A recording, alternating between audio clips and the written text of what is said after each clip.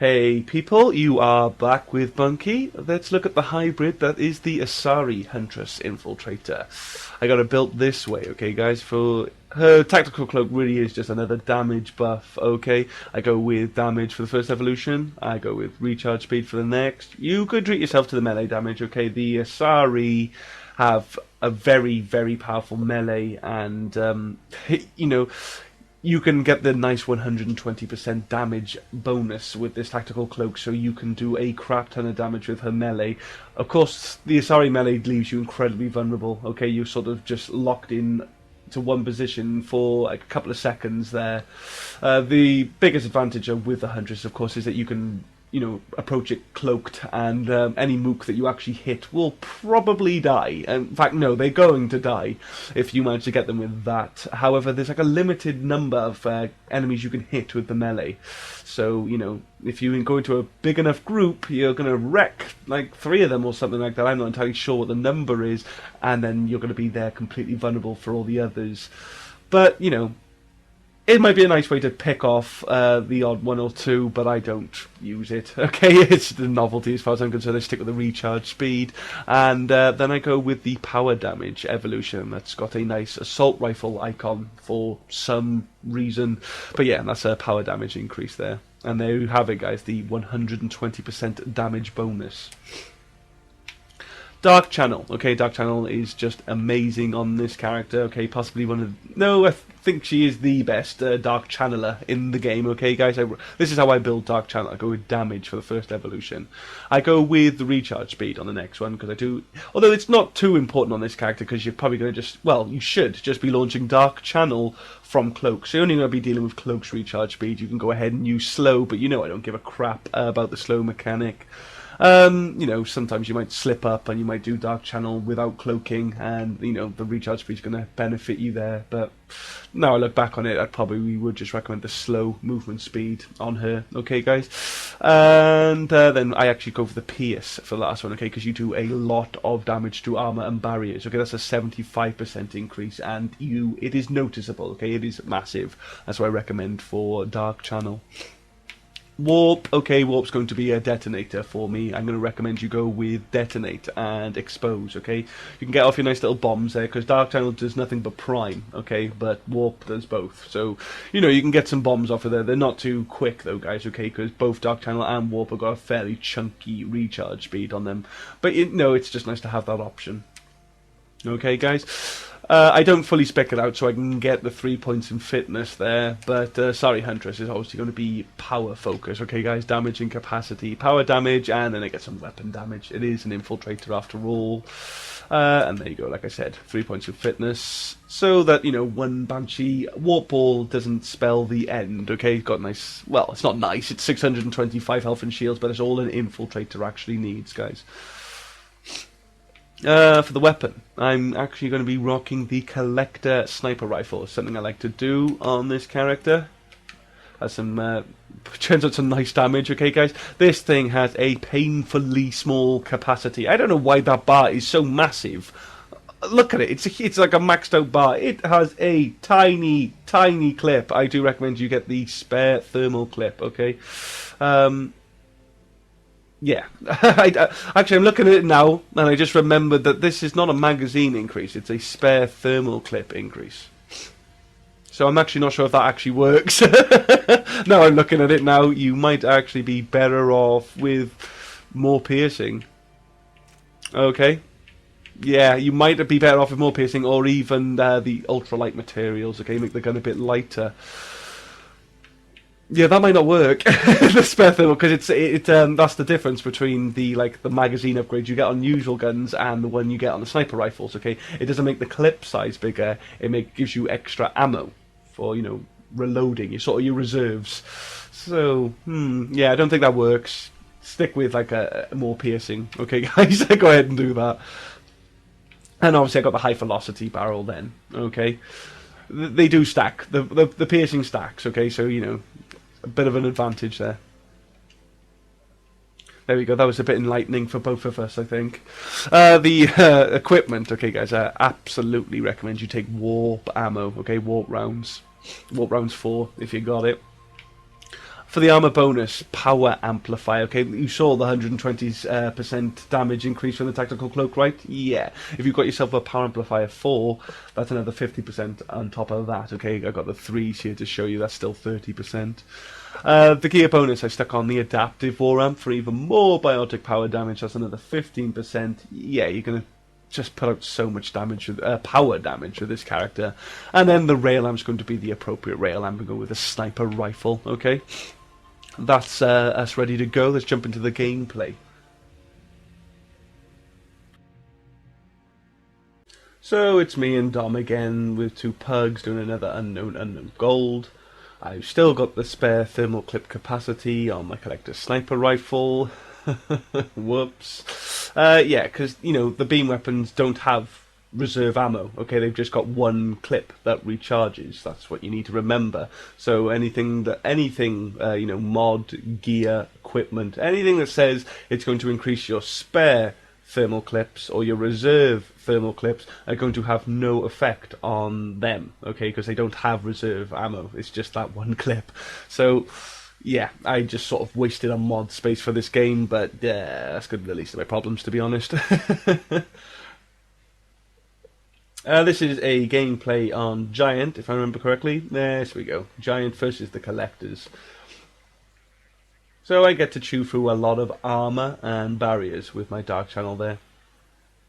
And Dom's actually rocking my Battlefield 3 soldier build. Although I think he's gone with the Collector SMG on it instead. So, the Asari Huntress. Good, but disappointing in my opinion. There was like a lot of buzz and excitement around a biotic infiltrator, okay, because, you know, that's not what infiltrators are. They've always been a combat and tech mix. That's what an infiltrator originally was. Now it's become standard that every single infiltrator has to have tactical cloak, and that's pretty much the only defining thing of an infiltrator in Mass Effect 3, but, you know, that's what they're supposed to be. The results, however, feels more like an adept with tactical cloak. I mean, what was I expecting, though? I don't know.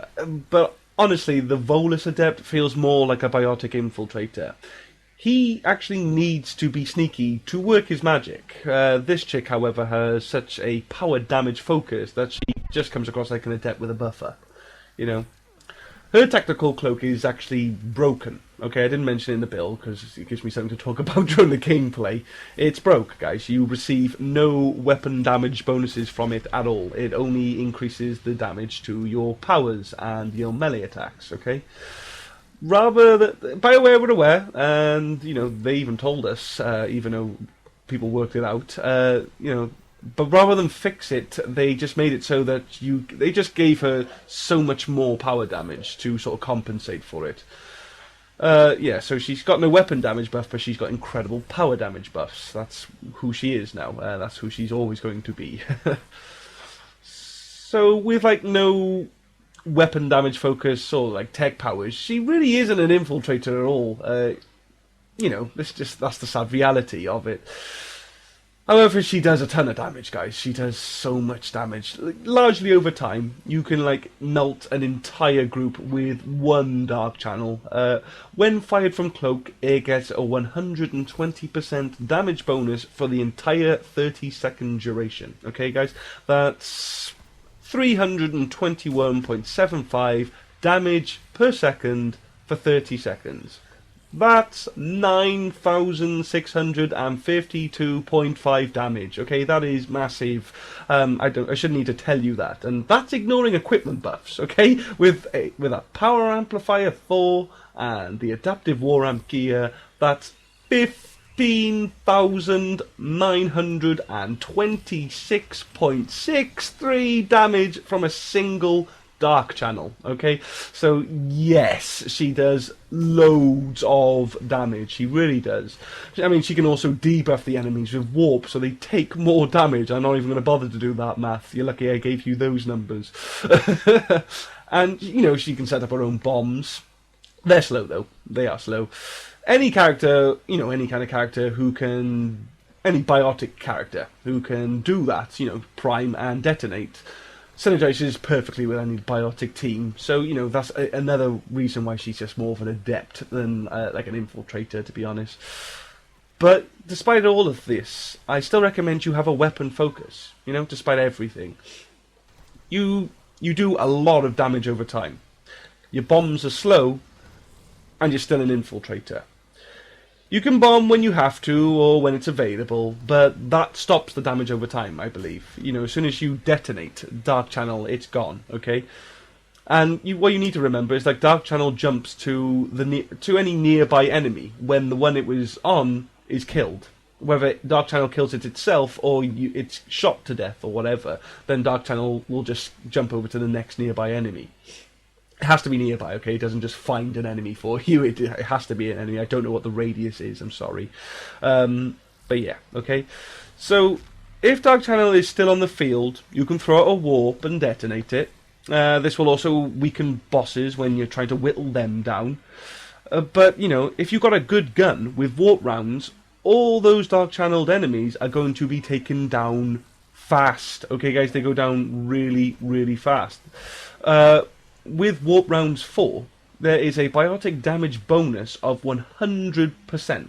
It's 75% at level 3, okay, so it's incredible. They're basically doing twice as much damage with your gun.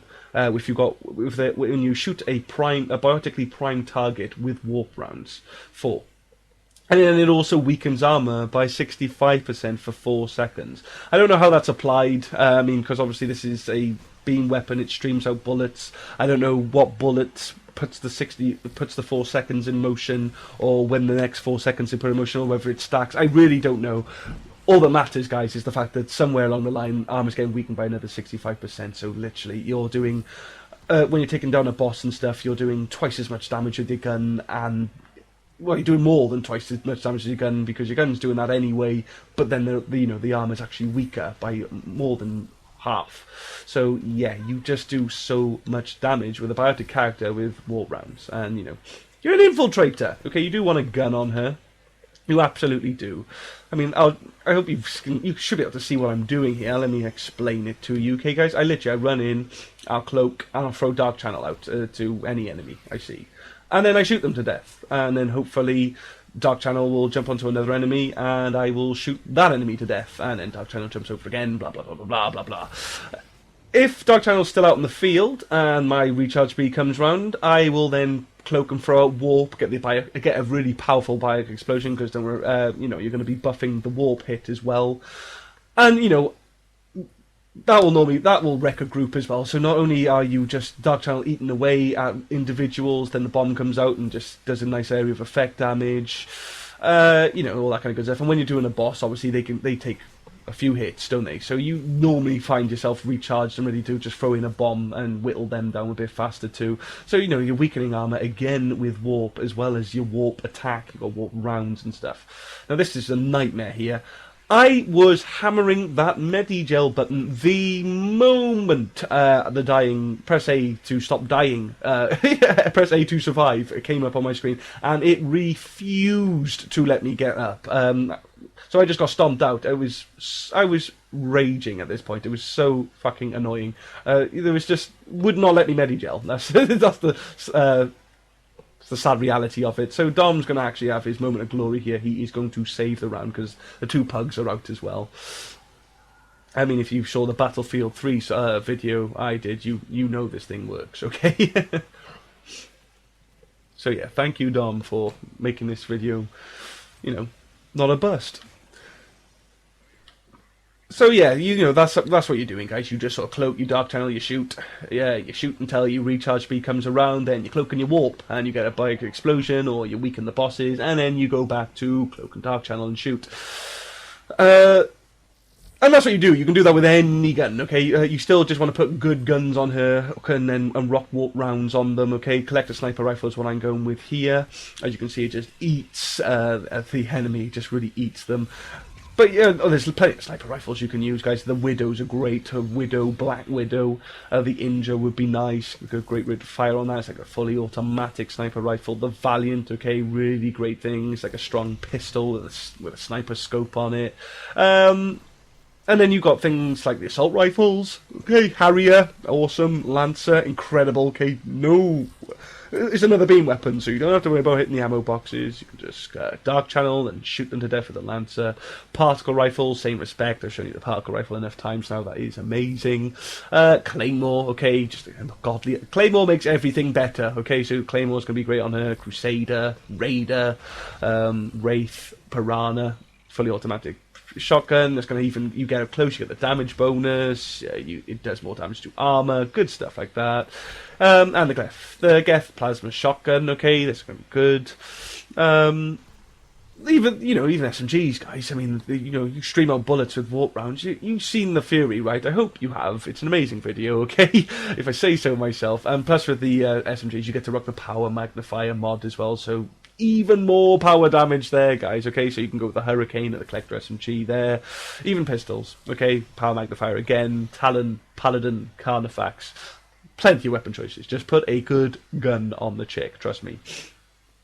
For your gear and stuff, you get warp rounds, guys. Warp rounds. I think I've stressed on that. I mean, the Asari Valkyrie video is a great example of just how awesome warp rounds is with biotically primed targets, and you just have the potential to just prime an entire group with one maneuver. Okay, so yeah, it's good. You want warp. If you a good secondary choice though is Incendiary. Okay, because then you can obviously get the two explosions, and you can get fire explosions and biotic explosions out.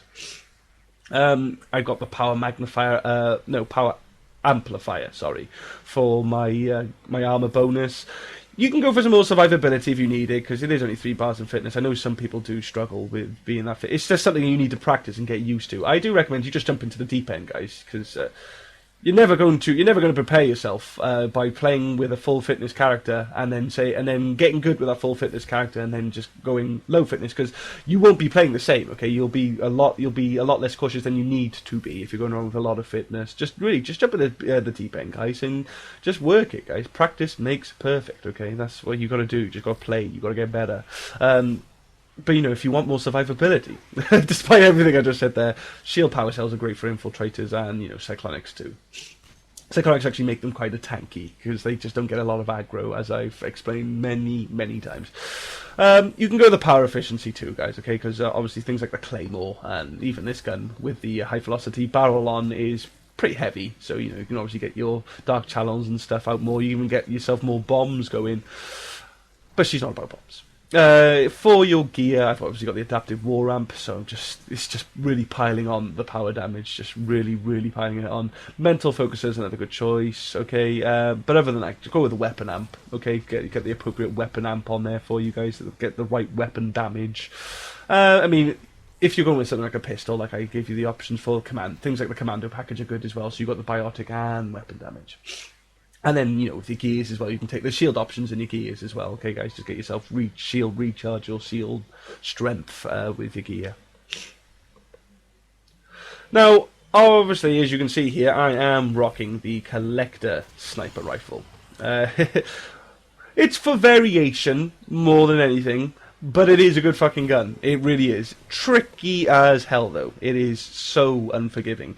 It has a painfully small clip. It's too small, to be honest. It really is. The damage it puts out is pretty godly, but it's not so godly that it demands the clip, this tiny clip that it actually has. Because, somebody with a Black Widow is going to outsnipe you, to be honest. And, it is the truth of the matter. But it is cool. I mean, beam weapons stream out bullets like an SMG, so you've got like a better Indra, but very small bursts. The problem is, it's got the painfully small clip, and then it's got a painfully long cooldown when it's overheated, and that's a very easy thing to do. In fact, I do it a lot in this gameplay. Honestly, I needed to give myself more practice than I did for this gameplay. I really did need to practice with the gun a bit more, because it requires practice, guys. It absolutely does. It takes some getting used to. When you get it down, though, it does loads of damage. It's a bunch of nice short bursts of power, like on power, like the particle rifle when that's fully charged. the obvious advantage there is that there is no charge. Okay, you pull the trigger and you're at full power in that instant. But the even more obvious disadvantage is the short period of time that you get to do that. Okay, it's a very short period of time. What I recommend is sort of a nice rhythm, like a nice 3-burst rhythm. Just sort of go tap, tap, tap with the right trigger. Okay, that's what you want to sort of just get into your head. That's what you want to practice with your finger there. Because after that, you cloak on your dark channel or you cloak on your warp, and then you do the tap tap tap again. And that's basically how you can just stop the gun from ever overheating on you and just get out the maximum damage, because you're not going to be pissing about waiting for that thing to cool down, because it is long. It is a long cooldown on the collector sniper rifle. Don't get the wrong idea. This isn't my first time with a gun. It's just so finicky that once you stop using it for a while, it requires some getting used to again. And I don't play the Huntress much. I don't, because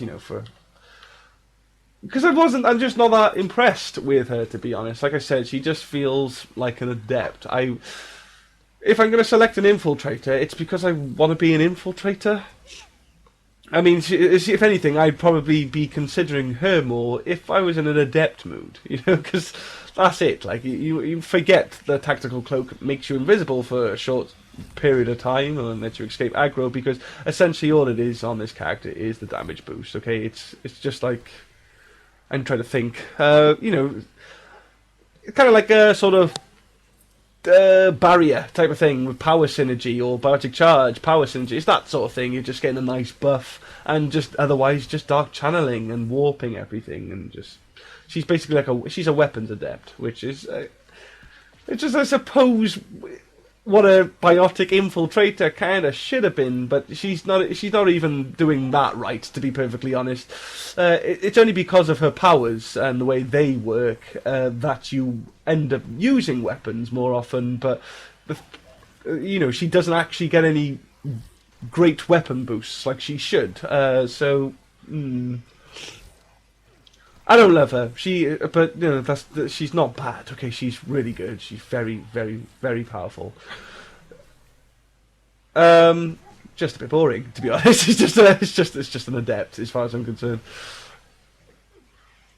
Like I said earlier, really great for an adept team, because she can just go around and she can essentially prime the room with one attack.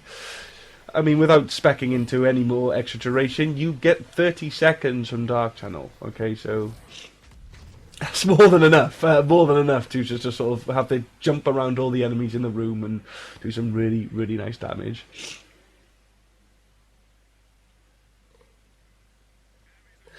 It also would have been nice to see some, different models for the Asari. I mean, there's apart from the Justicar, all the Asari are wearing the same commando outfit. It's a little niggly thing, but it's like you do just kind of get sick of seeing the same thing. There's limited variety. You've really got to kind of find it yourself in the game.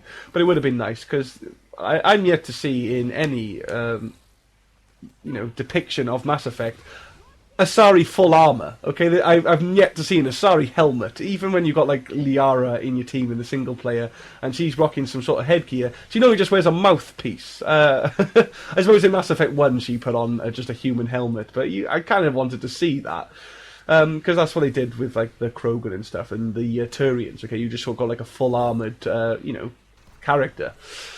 It's just a nice little variation, just so you can stop seeing the swimsuit, the scuba gear on every single Asari.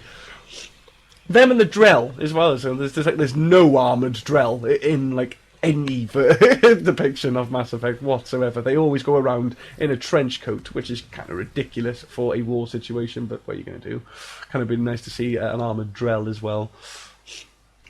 And you saying that, for the Krogan Shaman, he just got the Battle Master's outfit, didn't he? I think it would have been, nice and rather simple for them to do, is just actually go with the traditional Krogan armour for that character. The ones that you see every Krogan in the game, in the trilogy wear. Because all the Krogan in the multiplayer are rocking Grunt's outfit, which I kind of got the idea that it was unique to him. It was his sort of armour. I don't even know if it comes off, because he was born that way. I don't know. But, yes. She's not. So I don't know. I'm just niggling here. It's like she's not even interesting to look at, but she is. She does a lot of damage. Okay, and if that's what you want to do, that's what you can do with this character.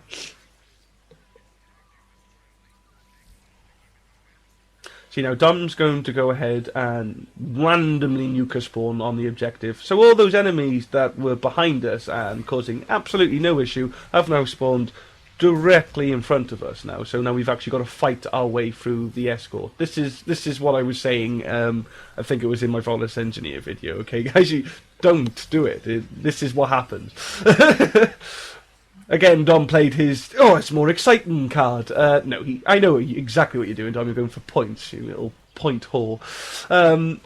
Yeah, because they were all behind us in that room. They would have to, slowly creep down the ramp and catch up with us. By the time we would have moved up this ramp, we'd have all this cover. There'd be, no issue. But no, he nuked that spawn, and now they spawned at LZ or in the bunker, and they came down at us, as opposed to just trying to follow us.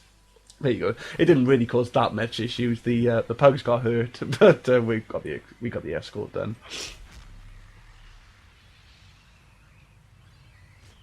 I've been having so much grief with trying to get used to the collector sniper rifle again in this game, though. So I'm just waiting for the money to roll out, and then I'm going to nuke these, so I don't have to be pissing about with any more Protheans.